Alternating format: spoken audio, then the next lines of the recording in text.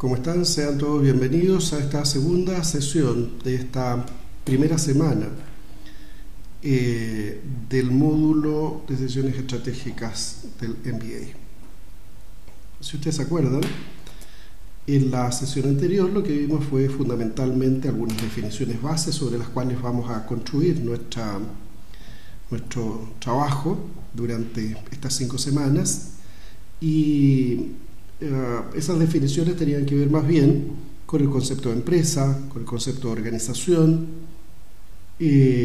con el concepto de estrategia, tanto desde el punto de vista del levantamiento de estrategia como del despliegue de las decisiones estratégicas en planes de acción, etc. Y lo que corresponde ahora es que hagamos un análisis sobre el entorno. Algo anunciamos ya en la sesión anterior, que la naturaleza del entorno, un entorno que es cambiante, que es desafiante, que ha evolucionado históricamente, es lo que marca la necesidad de las decisiones estratégicas, y que por lo tanto la calidad de las decisiones estratégicas va a estar fuertemente influenciada por las competencias que tenga la organización para enfrentar esos cambios del entorno. La primera constatación que debemos hacer es que no podemos no considerar el entorno. Esa es la primera constatación, y a ustedes puede parecerles obvio, pero no lo es. Y no lo es porque cuando uno evalúa, analiza a las empresas reales, se da cuenta que las empresas son más bien reacias, son más bien refractarias a generar cambios, a adecuar las estrategias, a redefinir los planes, a cambiar las estructuras, y por lo tanto se dan cuenta que hay un cambio del entorno, y sin embargo no están en condiciones, por razones culturales, por razones de competencias técnicas, o por razones de falta de creencia en que las cosas son distintas y requieren estas adecuaciones, por las razones que sean, esas empresas quedan como inmovilizadas. Parece raro, pero así es. Así es como han pasado, por lo tanto, empresas exitosas desde su desempeño exitoso a un desempeño desastroso, porque siguen haciendo básicamente lo mismo en condiciones distintas. En consecuencia, se hace absolutamente necesario que nosotros podamos prever, que nosotros veamos qué es lo que se nos viene por delante, y para eso hay técnicas. Y por cierto, son técnicas más bien de tipo cualitativo, son las técnicas de escenario, prospectar escenarios, las técnicas más bien de prospección, y por último, entender la naturaleza del entorno. Y entender la naturaleza del entorno es entender los distintos factores que influyen en el entorno, que influyen sobre nuestra organización, sobre nuestra empresa, qué tan cercanos y qué tan lejanos están esos distintos factores o variables, y por lo tanto qué tan influyentes pueden ser respecto de nuestro quehacer y de nuestro desempeño. Cuando hablamos del entorno y de la importancia relativa que tiene el entorno, no podemos sustraernos a las definiciones o a las reflexiones respecto de la globalización. Efectivamente, desde que el mundo empieza a operar de manera distinta hace 50 años hasta hoy día, los códigos con los que es necesario que las empresas actúen son radicalmente distintos. Son radicalmente distintos porque la manera en que se interconectan países, en que se interconectan mercados, en que se interconectan sociedades, en que se interconectan culturas, en que se interconectan el capital, hace la diferencia. Nosotros lo que observamos hasta 50, 60 años atrás eran flujos relativamente lentos, intercambios relativamente lentos. Los intercambios comerciales, por ejemplo, eran relativamente lentos también. Los flujos de comercio entre distintos países, entre distintos bloques, eran dificultosos. Había numerosas barreras, no tan solo de tipo físico, sino también de modelos de desarrollo económico que dificultaban muchas veces estos intercambios y que estos intercambios fueran más dinámicos. Chile se incorpora a la economía global hace ya más de 30 años y lo hace con una vocación que es absolutamente de vanguardia en el sentido que se vuelca de manera total y definitiva al mercado.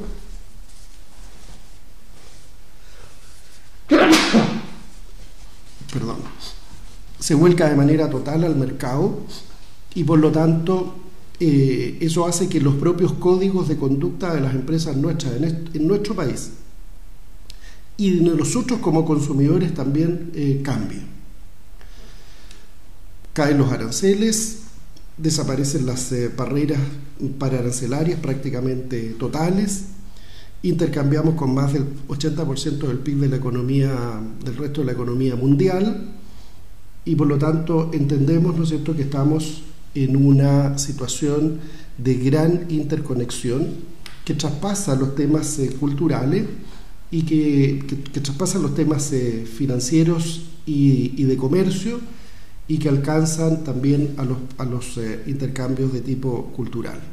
Prueba de ello son los cambios demográficos, prueba de ello son los cambios migratorios, las corrientes migratorias nuevas que tiene nuestro país desde hace 20 años, con un gran flujo de inmigrantes peruanos, ecuatorianos, colombianos, bolivianos, y que vienen a ocuparse de una parte de nuestra economía, que es por lo demás un síntoma muy claro de una economía que está creciendo y que por lo tanto su fuerza laboral está migrando hacia tareas de mayor valor agregado.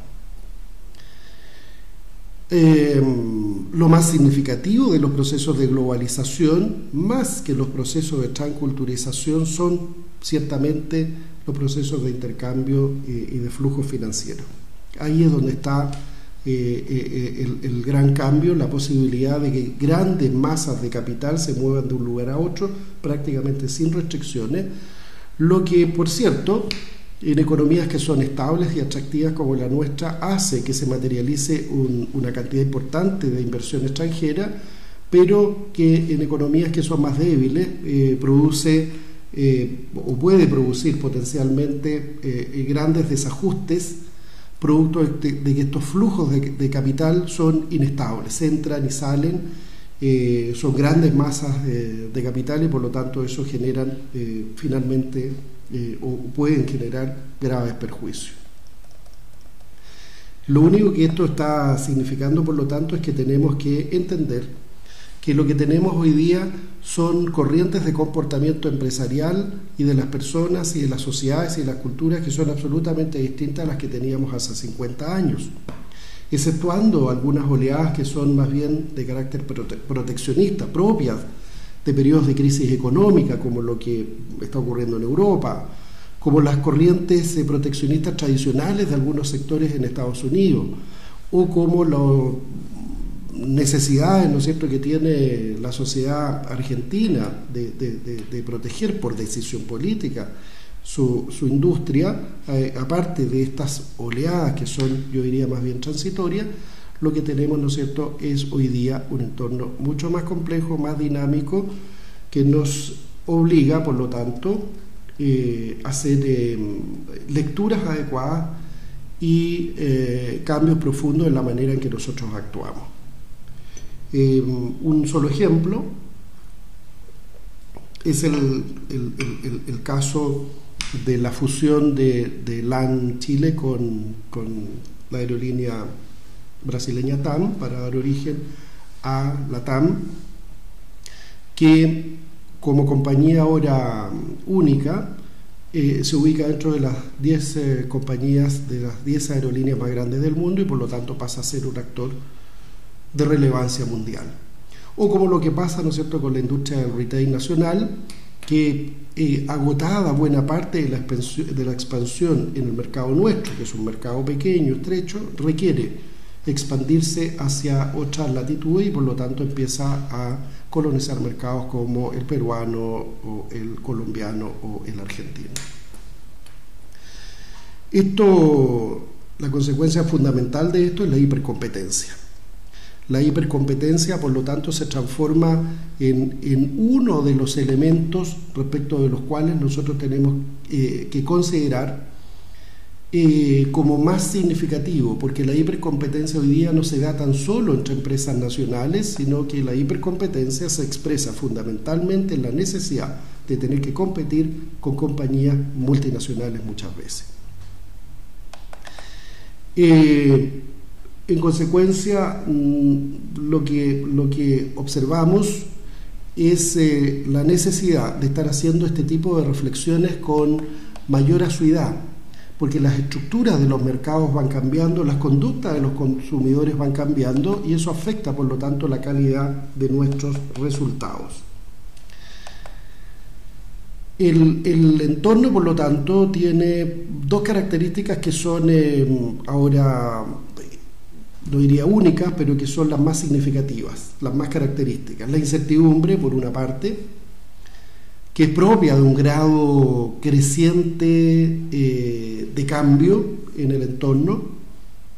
Hay una elección en una parte del planeta y de inmediato lo que ocurre, ¿no es cierto?, es que se resienten las bolsas, o al revés, las bolsas se ven activadas porque hay una oleada de optimismo.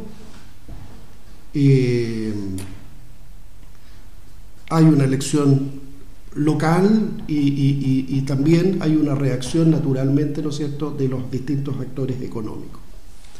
Por lo tanto, hay susceptibilidad muy rápida de producir estos distintos cambios con muchísima rapidez. La incertidumbre va asociada al riesgo. En la medida que hay una mayor tasa de cambio de todo tipo, de cambio político, de cambio social, de conducta de los consumidores, etcétera, hay más riesgo. Y por lo tanto se hace más difícil sostener objetivos de largo plazo. Y por eso que decíamos en la sesión anterior, los objetivos de largo plazo, las planificaciones de largo plazo, exceptuando algunos sectores, por cierto, pero en general las planificaciones de largo plazo hoy día tienen bastante menos sentido de lo que tenían hace algunos años atrás. Y el segundo elemento característico tiene que ver con la complejidad. La complejidad no es otra cosa que la densidad de elementos y de interrelaciones que tenemos que considerar al momento de tomar nuestras decisiones. Desde pocos elementos, y elementos más bien estáticos, que teníamos que considerar hace 50 años atrás, a muchos elementos que interrelacionan muchas veces de manera inesperada, como lo que se tiene que considerar hoy día. Entre otras cosas, las más significativas, los cambios políticos. Todos hemos visto, ¿no es cierto?, cómo se ha ido desarrollando la elección presidencial en Estados Unidos, y por lo tanto a partir de ahí lo que hacemos es que empezamos a sacar una serie de conclusiones respecto de lo que se viene hacia adelante.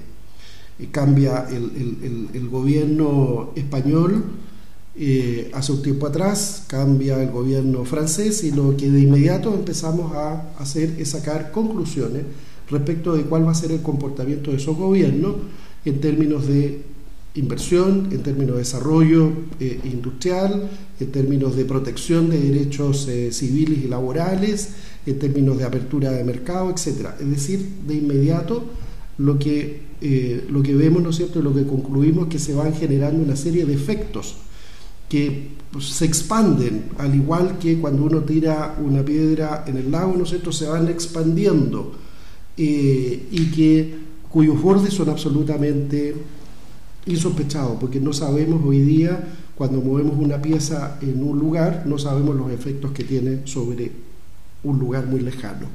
Nuestra economía, por ejemplo, está fuertemente influenciada por el éxito, por la tasa de crecimiento que tiene la economía china. Hace 30 años atrás era absolutamente impensable que lo que iba a ocurrir con el desarrollo económico de nuestro país iba a ser dependiente de la economía china. Eso no estaba en los análisis de nadie. Como no estaba en los análisis de nadie, probablemente también la influencia que la economía china iba a tener sobre la economía norteamericana, sobre la economía japonesa o sobre la economía europea. Por lo tanto, hoy día es necesario considerar de manera mucho más activa y más proactiva las señales del entorno. Cuando nosotros tomamos la decisión de competir, entonces lo que estamos haciendo es tomar la decisión de asumir unos ciertos riesgos, pero no a ciegas, porque esa es la clave central. Nosotros no asumimos riesgos a ciegas, sino lo que hacemos es adecuadas lecturas del entorno para adecuar nuestras estrategias y nuestras estructuras. Dicho eso, definía una cierta característica del entorno, debemos entender que el entorno ya no es simple, ya no es sencillo, ya no es estático, y por lo tanto modelos en los que nos basemos, que tomen en consideración una simplificación de las variables del entorno y que estas son permanentes en el tiempo, son esencialmente incorrectos. Por lo tanto, lo que tenemos que hacer es usar instrumentos que nos permitan ir perspectivando lo que va a pasar en el futuro en la sociedad, en las distintas economías, tanto en nuestro país como en el resto del mundo. Y de ahí surgen algunas herramientas que son bien interesantes, como son las técnicas de escenario. Y las técnicas de escenario, fíjense que lo único que nos permiten es, a partir de un conjunto de reflexiones y de experiencia acumulada, imaginarnos lo que va a pasar a futuro. Una técnica de escenario es una cierta previsión de lo que podría pasar dada el conocimiento de una cierta variable, y por lo tanto estimar cuáles pudieran ser los impactos que eso va a generar sobre la actividad económica de nuestra empresa o del conjunto del sector industrial. Y por lo tanto lo primero que tenemos que hacer es describir cuál es nuestra situación actual y cuáles son los cambios que pudieran producirse, y eso lo hacemos obviamente sobre la base, estas previsiones las hacemos sobre la base de discusiones, de talleres, de análisis que incorporan el conocimiento, ojalá, de muchas personas, el conocimiento, la opinión, la reflexión de muchas personas.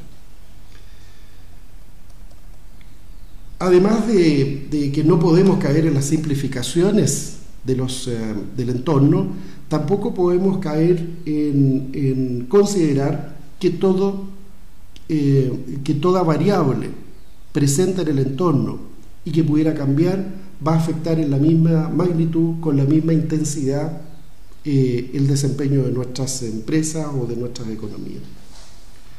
Los tipos de entornos son distintos, las variables afectan de manera diferente, y por lo tanto es una habilidad también de los directivos identificar de manera más o menos nítida y clara qué es el entorno genérico, cuáles son las variables que componen el entorno genérico, variables fundamentalmente de tipo económico, sociales, culturales, políticas o científico-tecnológicas, respecto y separarlos, identificarlos adecuadamente y separarlo del entorno específico, que es el que afecta directamente el desempeño de nuestra empresa y que está constituido fundamentalmente por todos aquellos elementos que afectan a nuestra empresa o al sector industrial, es decir, a todas las empresas que desarrollan básicamente nuestra misma tarea y que quieren responder de la misma manera a un cierto mercado.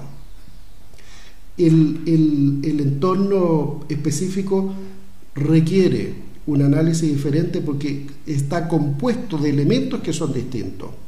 Y el entorno específico tiene herramientas también metodológicas sobre las cuales podemos analizarla y vamos a ver de inmediato en qué consiste. Volviendo ahora al entorno genérico, el entorno genérico de alguna manera está representado por todas aquellas variables que son variables que afectan a toda la sociedad, a todas las industrias o a todos los mercados, y que en consecuencia nuestra empresa y nuestro sector también puede verse afectado. Pero todas esas medidas y todos esos cambios no han sido hechos con el propósito de modificar la conducta de las empresas, sino que son simplemente condiciones que se dan externamente. Por ejemplo, los factores políticos y legales son elementos que operan, que se mueven en una esfera que es distinta al de las empresas, pero que sin embargo la afectan. Tanto los factores políticos y legales en nuestro país como de otros países. El caso de la elección norteamericana, por ejemplo, o de las sucesivas elecciones en Europa. Afectan, por cierto, pero afectan de manera indirecta nuestra empresa. De la misma manera, lo afectarán los cambios legales o legislativos. Por ejemplo, aquellos que tienden a poner más restricciones sobre el consumo o que favorecen el consumo, el desarrollo o la producción de ciertas materias. Pensemos lo que pasa con la industria de los alcoholes, lo que pasa con la industria del cigarrillo. Hay cambios legislativos, hay cambios legales ahí que lo que hacen, ¿no es cierto?, es desfavorecer el desarrollo del sector, pero que son incontrolados desde el punto de vista de la empresa. Esto es lo que conocemos como parte del macroentorno. Por lo tanto, este macroentorno, lo que debemos esperar es que tenga la mayor estabilidad posible, y sobre todo esto es especialmente clave en el caso de los factores políticos. Lo que nosotros necesitamos para desarrollar empresas de manera sostenida es que no exista excesivo ruido desde el punto de vista de los cambios políticos. Los cambios políticos no pueden afectar de manera significativa las variables sobre las cuales se funda el desarrollo empresarial, porque si así fuera, entonces cada elección que se produce sería un trauma para las empresas, y además lo más probable es que produzca un perjuicio adicional sobre el desarrollo del país, que tiene que ver, ¿no es cierto?, con una inadecuada separación de la política y los negocios, porque entonces a los negocios y a las empresas y a los empresarios les va a interesar entrar en política para defender sus derechos. Otras variables generales que no dependen de la naturaleza ni de lo que hacemos nosotros en nuestra empresa tienen que ver con los factores económicos, con las condiciones en general socioeconómicas de la sociedad. No es lo mismo el desarrollo de una empresa en un ambiente de contracción económica que en un ciclo expansivo. No es lo mismo. No es lo mismo desde el punto de vista de los costos, no es lo mismo desde el punto de vista de la disponibilidad de mano de obra, desde el punto de vista de las expectativas del mercado, las exigencias del mercado y el crecimiento del negocio. En un escenario expansivo, evidentemente lo que va a ocurrir es que vamos a tender a invertir más, ¿no es cierto?, para ir posicionándonos mejor, dada una expansión del mercado. Muchas veces en mercados que son altamente crecientes se exhibe poca competencia, producto que el mercado está creciendo demasiado rápido, más allá que la oferta incluso. Los factores económicos, por lo tanto, son altamente incidentes sobre otros elementos, como por ejemplo la tasa de innovación que tienen las empresas. En una economía creciente, en una economía en que los niveles de competencia son relativamente menores, y entonces las tasas de innovación lo más probable, ¿no es cierto?, es que se resientan y que sean relativamente más bajas, a diferencia de lo que ocurre cuando tenemos un periodo de contracción y lo que necesitamos es innovar. ¿Innovar para qué? Para desarrollar nuevos productos que sean más atractivos o más baratos, o para hacer cambios tecnológicos para optimizar procesos, o innovaciones desde el punto de vista de nuestros sistemas de gestión para hacerlos más eficientes. El problema es que muchas veces las empresas no hacen las inversiones en innovación pensando, ¿no es cierto?, que eso significa un drenaje de recursos en circunstancias que la rentabilidad de la innovación es muy alta, de la misma manera que lo es la rentabilidad en mejor gestión. Los factores tecnológicos también son otro elemento de este macroentorno, el entorno más global, más genérico, más alejado, si se quiere, de lo que hacemos, más inespecífico, diría yo, respecto de lo que es el comportamiento y el desempeño de nuestra empresa. Los factores tecnológicos tienen que ver, entre otras cosas, con los avances científico-tecnológicos, con la aparición de nuevas tecnologías que pueden cambiar conductas, patrones de conducta en los consumidores, que pueden cambiar la naturaleza de los mercados. Por lo tanto, los factores tecnológicos, cualquiera sea su naturaleza, no pueden ser ajenos a nuestras variables de consideración de nuestro quehacer. Por lo tanto, tienen que formar parte de las consideraciones al momento de hacer adecuaciones estratégicas, porque pudiera ser que por no considerar cambios tecnológicos significativos estemos perfeccionando o no se estemos perfeccionando, estemos mejorando nuestro desempeño en una industria que tiende a desaparecer. Esto me trae a la mente, ¿no es cierto?, lo que pasó con la industria de los fax hace 20, 30 años atrás, en que mientras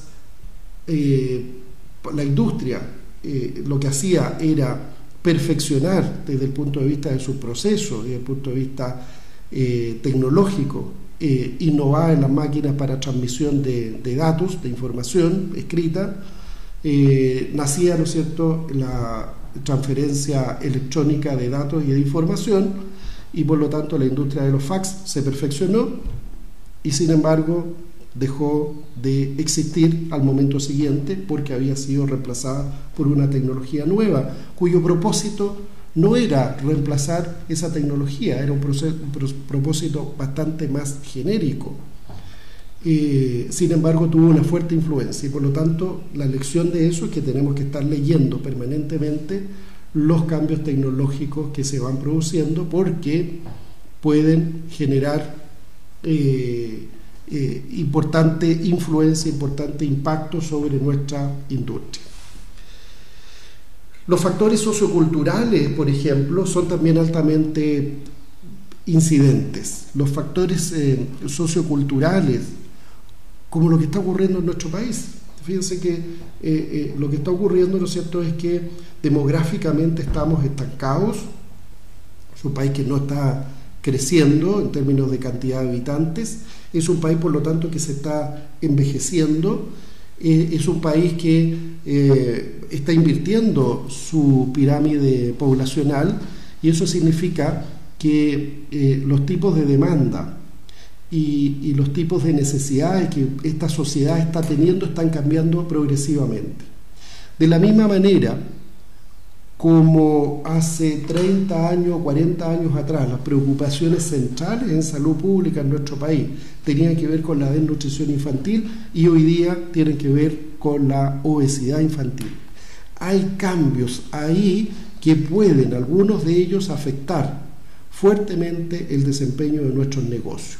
Ni qué decir respecto de los cambios religiosos, por ejemplo, o étnicos, hoy día, en que tenemos una pluriculturalidad en nuestro país, producto de la masiva inmigración, producto de la emergencia, además, de la nación mapuche con sus demandas propias, producto del descrédito de las iglesias. Lo que hace, ¿no es cierto?, es que esto genera un ambiente que es absolutamente distinto, que puede afectar a nuestras empresas. La pregunta que hay que hacerse es cómo la afecta, y si la afecta de manera positiva o no, y si es que ahí se abren oportunidades relevantes o no. En la segunda dimensión de los entornos tiene que ver con el entorno específico, es decir, con el análisis del sector industrial. Y aquí entramos en el análisis de las 5 fuerzas de Porter, que evidentemente nos proveyó de una metodología que nos permite identificar mejor cuán atractivo o cuán poco atractivo puede ser un sector en el que opera nuestra empresa. Desde ese punto de vista, Porter lo que hizo fue definir un conjunto de variables cuyo análisis en su conjunto da cuenta del atractivo de ese sector, del atractivo para invertir, del atractivo para desinvertir, del atractivo que tiene para crecer. El punto relevante de esto, antes de entrar en el análisis de las 5 fuerzas, tiene que ver con una cierta mirada. Desde el punto de vista de las estrategias, podemos identificar que hay formulaciones estratégicas que se basan más bien en esta mirada del entorno, de la atractividad del entorno, el análisis de las 5 fuerzas, y otras más bien que están basadas en el desarrollo, en la acumulación, en la fortaleza de las capacidades internas que tiene la empresa, es decir, en la capacidad de acumular unos ciertos activos particularmente intangibles, y por lo tanto esas son estrategias que están basadas en que el valor que genera la empresa está basado fundamentalmente en sus capacidades y recursos. Cualquiera de estas dos visiones es incompleta cuando nosotros queremos hacer una formulación estratégica más o menos clara, dado un cierto entorno. Y son incompletas porque nosotros no podemos considerar tan solo el atractivo de la industria, la competencia, los competidores, los proveedores, etcétera, y no podemos tampoco quedarnos con una visión reduccionista de nuestras capacidades. Capacidades sin un entorno adecuado no nos sirven de nada. Un entorno adecuado sin capacidades no puede ser aprovechado. Por lo tanto, nosotros tenemos que hacer una doble consideración al momento de hacer nuestras formulaciones estratégicas. Pasemos brevemente a lo que significa este análisis de la industria, de los sectores industriales. Porter nos señala que hay unos distintos tipos de elementos que se conjugan todos para definir la calidad, vamos a llamarla así brevemente, y muy en una aproximación, la calidad del entorno competitivo. Uno de esos elementos tiene que ver con los competidores. Evidentemente no es lo mismo un sector industrial en el cual los competidores son pocos o los competidores son más bien débiles,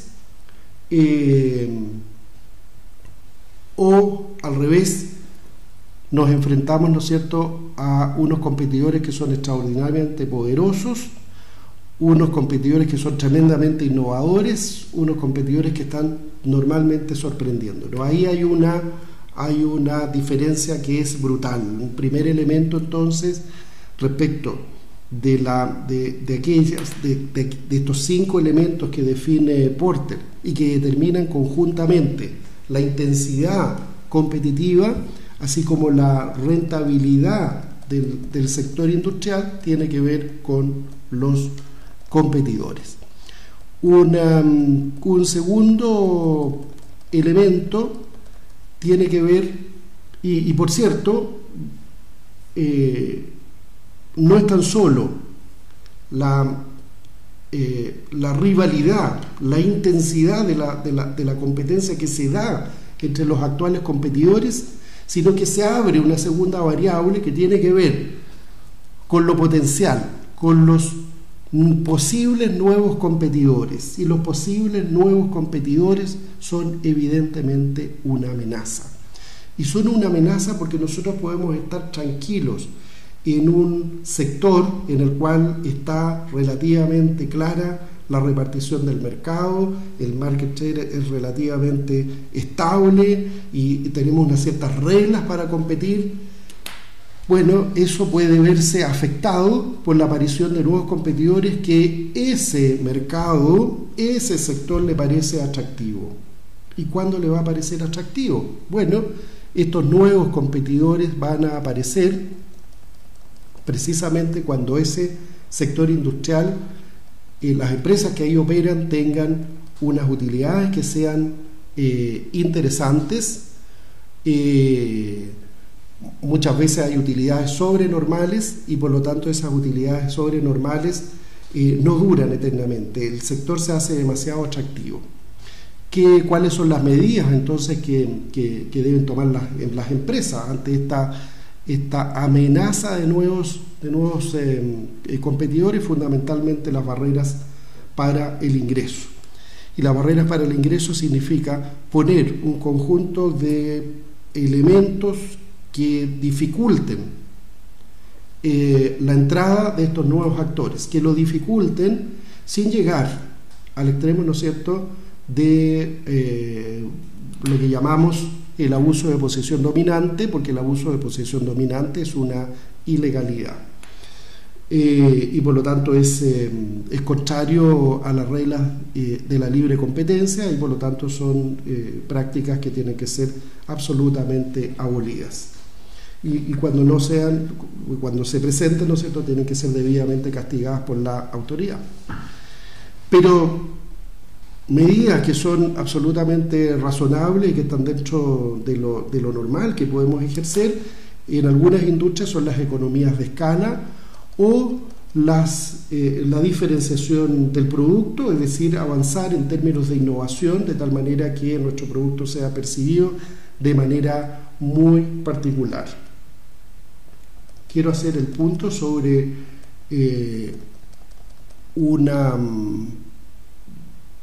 a veces consideración sobre los requisitos de capital como barrera de ingreso, pero la verdad de las cosas es que ustedes lo van a encontrar en algún texto como barrera al ingreso, pero a mi juicio esto es un error. Los requisitos de capital no son una barrera de entrada.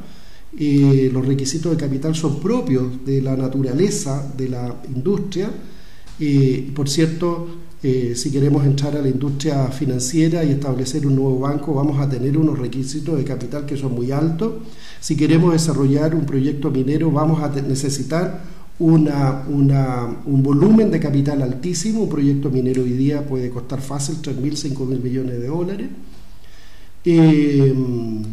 En cambio, si queremos entrar a la industria del retail, vamos a requerir menos capital. Por lo tanto, los requisitos de capital no es, a mi juicio, una barrera al ingreso, es simplemente una condición que todos tienen que cumplir, todos los competidores tienen que cumplir.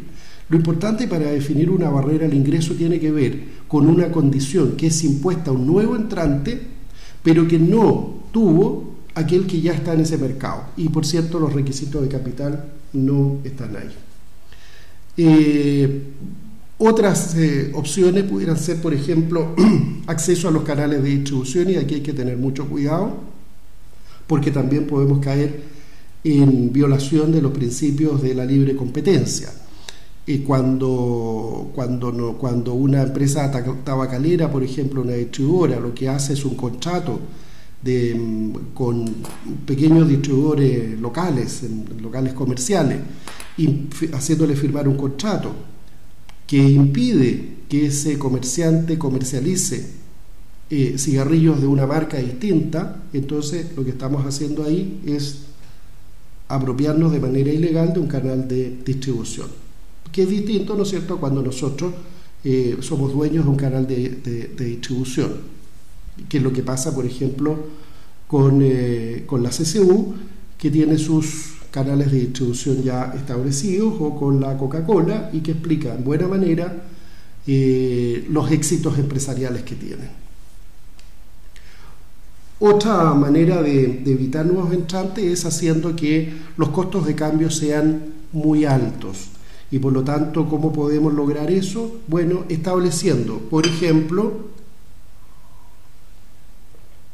unos ciertos beneficios, unos ciertos valores agregados a los consumidores, de tal manera que cuando el consumidor tenga la opción de cambiarse, la posibilidad de hacerlo, ¿no es cierto?, sea muy riesgosa, muy alta. Es lo que pasa muchas veces cuando nosotros queremos cambiarnos de compañía de cable, por ejemplo. Los costos, ¿no es cierto?, pueden ser, claro, el costo del contrato puede ser más bajo, pero la verdad es que tenemos un costo de cambio que es relativamente alto y que tiene que ver fundamentalmente con el riesgo. Con el riesgo y con algunas incomodidades, que vamos a estar algunos días, ¿no es cierto?, sin televisión, que haya problemas, que no conocemos el producto y finalmente terminamos no haciendo el cambio.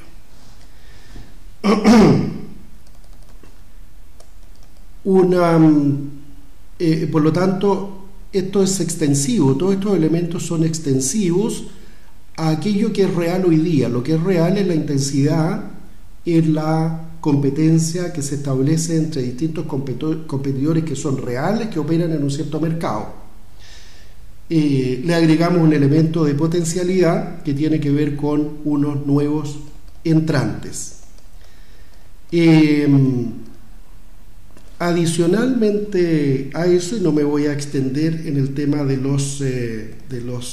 la rivalidad entre los competidores, porque claramente, ¿no es cierto?, ahí lo que juegan son las reglas propias del mercado en términos de calidad de oferta, de manejo de costos, de economías de escala, de relación con proveedores, de relación privilegiada con clientes, etcétera. Y yo diría que de ahí la variable más relevante, o una de las variables más relevantes, tiene que ver con las barreras de salida, que son factores económicos, tecnológicos o de otra naturaleza, ¿no es cierto?, que dificultan la salida de un cierto sector y que hace, por lo tanto, que las empresas tengan una cierta especialización de los activos. Pensemos en las barreras de salida que tiene una empresa de explotación minera.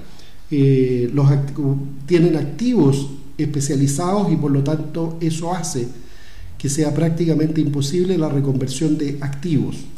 Eso dificulta, por cierto, la aparición de nuevos entrantes. Hay barreras ahí a la salida que son bastante importantes.